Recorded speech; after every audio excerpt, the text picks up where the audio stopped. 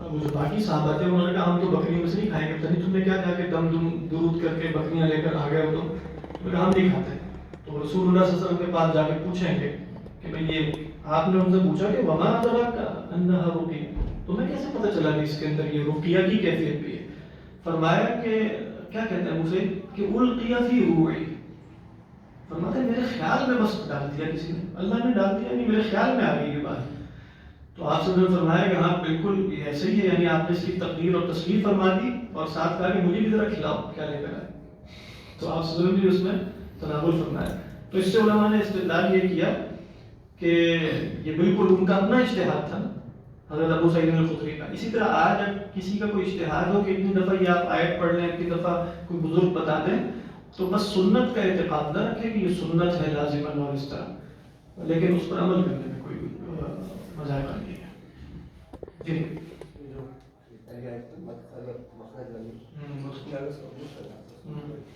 اس میں یہ کہ یہ گھر پہ اگر زبان کے معلوم ہے لیکن نبی کریم صلی اللہ علیہ وسلم وقت بھی اللہ کے والے کے اندر بتائیں تو دیں گے، یہ بھی ہو سکتا ہے.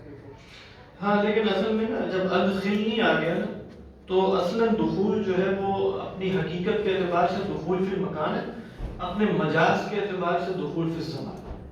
تو کلام کو چونکہ اپنی حقیقت پر معمول کیا جاتا ہے کہ آپ دخول سے جیسے آپ کہیں گے نا دخل تو آپ سے سوال یہ نہیں کیا جائے گا کہ کس وقت میں داخل ہو گئے، یہ آپ سے سوال کیا جائے گا اینا کا، متا کا سوال نہیں ہوگا، یعنی اگر آپ دخل تو کہیں. تو چونکہ ادخال اور اخراج اپنی حقیقت کے اعتبار سے مکانی ہے تو اس کو مجازی معنی میں لینے کے لیے وہ قرینہ چاہیے ہوگا. اسی لیے ویسے میں نے نہیں دیکھا کہ مجازی معنی میں لیا گیا ہو کہ یہاں وقت مراد ہے، بلکہ جس نے بھی قبر مراد ہے، زندگی سے اور وہ مطلب مکہ سے ادھر جانا مراد ہے، جو اس میں دخول و خروج اصلاً مکانی ہے.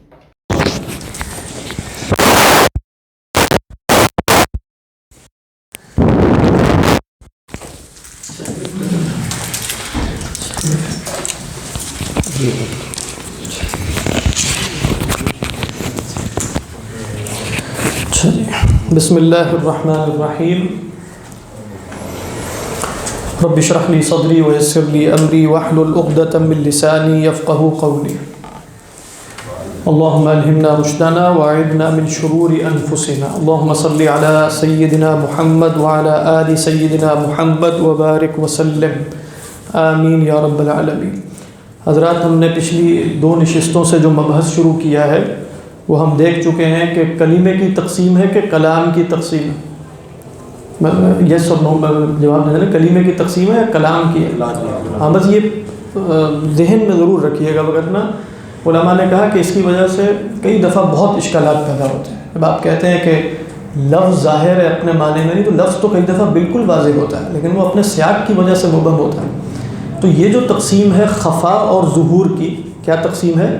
لفظ اپنے معنی میں ظاہر ہے یا مخفی ہے، یہ تقسیم کلمے کی نہیں ہے بلکہ کلام کی ہے. پھر خفا کے اعتبار سے اور ظہور کے اعتبار سے ہم نے تقسیم کی تھی. ظہور کے اعتبار سے کیا تقسیم ہے؟ ظاہر، نص، مفسر اور محکم، یہ تقسیم ہم نے کی تھی. اور اس میں پھر ہم نے یہ بھی دیکھا تھا کہ یہ تقسیم اعتباری ہے یا حقیقی. کوئی صاحب جلدی سے بتائیں، اعتباری تقسیم ہے کہ حقیقی؟ ہاں اعتباری ہے. اعتباری اور حقیقی کا کیا فرق ہے بتائیے؟ یعنی حقیقی تقسیم میں اگر جیسے مرد اور عورت کی تقسیم ہمارے اعتبار سے حقیقی تقسیم اعتباری نہیں ہے، تو جو مرد ہے وہ عورت نہیں ہے، جو عورت ہے وہ مرد نہیں. یہ نہیں ہو سکتا کہ فلاں مرد اور عورت دونوں مرد. نہیں، تخصیص اور تعمیل تو بات کی بات ہے. اعتباری کا مطلب یہ ہے کہ ہم دیکھیں مثال کے طور پہ میں اس شے کو ایک جہت سے دیکھ رہا ہوں، ایک اعتبار سے. کس اعتبار سے؟ کہ اس میں کیا کیا جاتا ہے، اس کا مقصد کیا؟ تو میں نے کہا گلاس ہے، یہ میرا دیکھنا ہے، میں نے اس کو گلاس کہا. کس اعتبار سے؟ اس کی غرض و غایت کے اعتبار سے. اگر میں دیکھوں کہ یہ کس چیز کا بنا ہوا ہے تو یہ ایک اور اعتبار ہو گیا نا. پھر میں کہوں گا شیشہ ہے. یعنی کیا یہ دونوں کہ یہ شیشہ ہے اور یہ کیا ہے اور کیا گلاس ہے، کیا یہ تقسیم حقیقی ہے یا اعتباری؟ اعتباری، کیونکہ میں نے ایک اعتبار سے دیکھا تو اس کو گلاس کہہ دیا، دوسرے اعتبار سے دیکھا تو میں نے کیا کہہ دیا؟ شیشہ کہہ دیا. کوئی تیسرا اعتبار میں دیکھوں گا تو کچھ اور کہہ دوں گا. میں اگر اس کو دیکھوں کہ وجود کی تقسیم 2 ہے، جسم غیر جسم، تو میں کہوں گا جسم. اب یہ جسم ہونا، شیشہ ہونا، گلاس ہونا، یہ سب تقسیمات میں نے کی ہیں، لیکن چونکہ اعتبارات مختلف ہو گئے تو یہ تقسیم کیا ہو جائے گی؟ اعتباری ہو جائے گی. بات سمجھ میں آ رہی ہے کہ نہیں؟ تو اعتباری اور حقیقی میں یہ فرق ہے. جب ہم کہتے ہیں ظاہر نص مفسر محکم تو یہ تقسیم اعتباری ہے یا حقیقی؟ ہاں یہ تقسیم اعتباری اس معنی میں ہے کہ ظاہر نص بھی ہوتا ہے، یعنی نص ظاہر بھی ہوتی ہے، مفسر نص بھی ہوتا ہے ظاہر بھی ہوتا ہے، محکم مفسر بھی ہوتا ہے نص. تو ان میں تضاد نہیں الا یہ کہ آپ ہر قید کو دوسری میں منہا کر کے دیکھیں تو پھر یہ تقسیم حقیقی بھی ہو سکتی ہے، لیکن اکثر علماء نے اس تقسیم کو اعتباری رکھا ہے.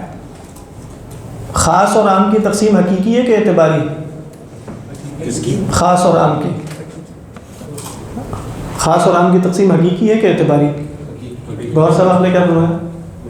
اچھا ہاں حقیقی تقسیم ہے، خاص اور اگر لیکن خاص عام اس کے بعد ہے تقسیم مشترک اور معول کی، یہ حقیقی ہے یا اعتباری؟ اعتباری. خاص بھی مشترک ہو سکتا ہے عام بھی مشترک ہو سکتا ہے. بات واضح ہے کہ نہیں؟ تو یہ بات ذہن میں رکھنی چاہیے تاکہ پھر اس کے بعد ہم نے دیکھا کہ ظہور کے اعتبار سے جب ہم نے تقسیم کی تھی تو کیا تقسیم ہے کی؟ ظاہر کیا ہے؟ کیا ظاہر کیا ہے؟ اپنے معنی کے لحاظ سے ہاں اس کی مراد ظاہر ہوگی، اس لیے ہم نے اس کی تعریف کیا کی تھی؟ ما ظہر المراد.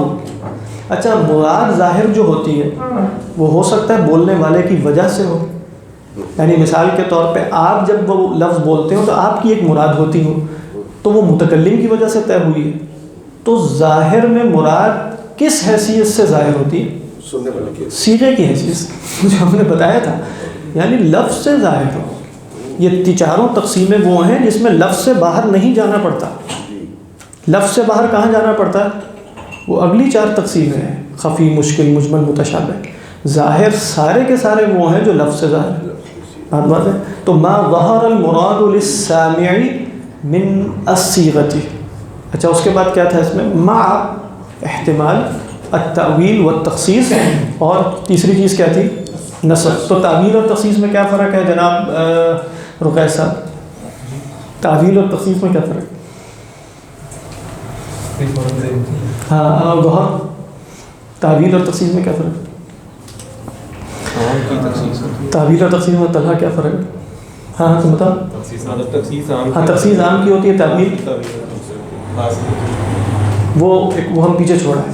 یعنی مشترک کی بھی تعویل ہوتی ہے تو اس کو معول بناتے ہیں، لیکن یہاں تعویل سے مراد خاص کی تعویل ہے.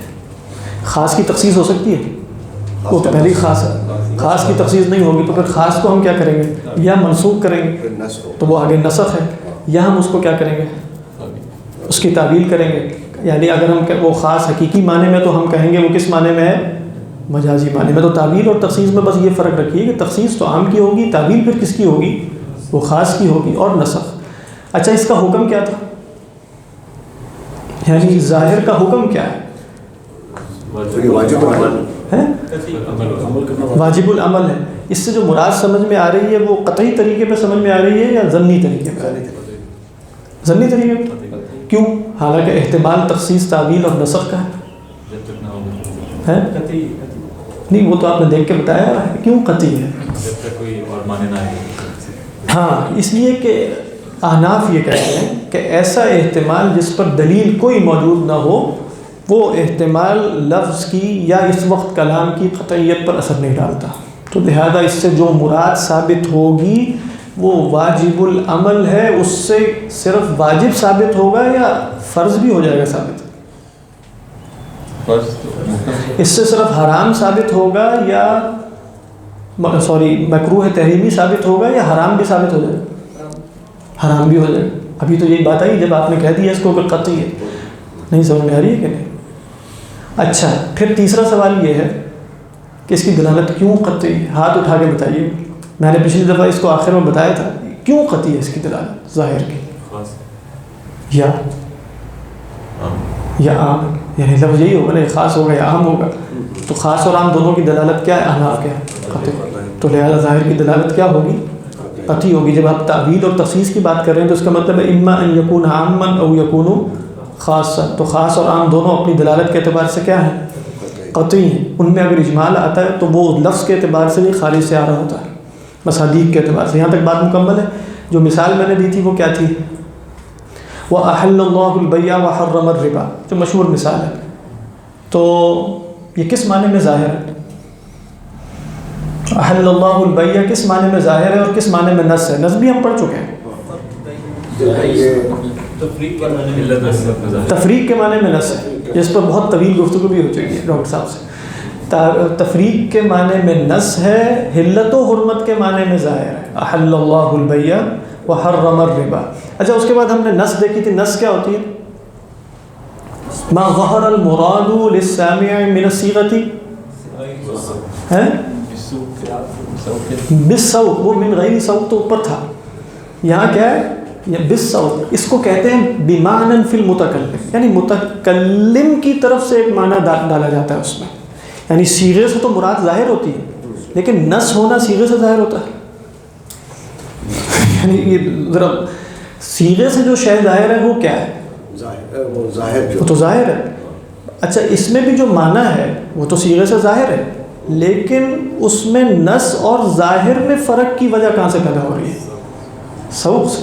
وہ سوق کلام کی صفت ہے یا متکلم کی صفت ہے؟ یعنی سوق کس کی صفت ہے؟ ساق یسوق سوقن کا مطلب ہے میرا کسی سیاق میں کلام لانا. تو اس لیے اگر آپ کسی اصول فقہ کی کتاب میں سوق کی جگہ یہ لفظ پڑھیں تو اس کو بھی اسی معنی میں وہ کیا کہیں گے؟ ما ظہر المراد للسامع من الصیغۃ لمعنى فی المتکلم، لمعنى فی المتکلم. کیونکہ سوق اصلاً کیا ہے؟ متکلم بیان کر رہا ہے تو متکلم لے کر آ رہا ہے. چیز تو دونوں ایک جیسی ظاہر ہے. جیسے آپ نے میرے سے عرض کیا تھا احل اللہ البیع وحرم الربا میں ہم، یا دوسری جگہ پر فانکحوا ما طاب لکم من النساء میں ہم نکاح کرنے کی اجازت کو نص کیوں نہیں بنا لیتے؟ حالانکہ بن سکتی ہے نا، ظاہر تو بالکل اسی طرح، لیکن ہم نے کہا لمعنى فی المتکلم، کیونکہ ہم نے سیاق دیکھا تو پتہ چلا متکلم یہاں نکاح کی حلت ثابت نہیں کرنا چاہ رہا. وہ تو ثابت ہے، وہ ظاہر بھی ہے، لیکن وہ تعدد کے احکامات بیان کر رہا ہے. بات واضح ہے کہ نہیں؟ تو یہ آیت بھی آپ کے ذہن میں آ گئی ہوگی فانکحوا ما طاب لکم من النساء مثنى وثلاث ورباع. یہ کس معنی میں ظاہر ہے اور کس معنی میں نص ہے؟ نکاح کے بارے میں ظاہر ہے اور عادت کے بارے میں، یعنی نکاح کے معنی میں ظاہر ہے، تعدد کے معنی میں یہ نص ہے. بات واضح ہو گئی. اچھا اس کے بعد اب ہم جا رہے ہیں المفسر، اور اس کا حکم کیا ہے؟ حکم اس کا بھی واجب ہو ہے، اس کا بھی واجب ہو. کیوں؟ آپ کہیں بالاولیٰ واجب ہو. جب یہ سوق ہے یعنی یہ ظاہر ہے اور کیا ہے؟ یعنی اس کو میں نے کیا بتایا تھا؟ ظاہر و زیادہ. یعنی ظاہر تو پورا کا پورا موجود ہے اندر اس میں، لیکن ایک قید اضافی ہے. بات واضح ہے؟ نصب زیادہ ہو جائے، وہ نصب و زیادہ آگے آ رہا ہے اور مفسر و زیادہ محکم ہو جائے. جی جی فرمائیے. سین و قاف جو سوق کے ہیں نا وہی ہے، سوق اور سوق. قاف والقرآن المجید.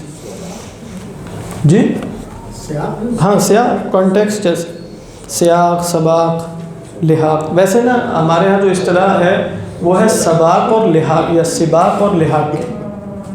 سباق کیا ہے؟ جو ما قبل ہے. لحاق کیا ہے؟ جو ما بعد ہے.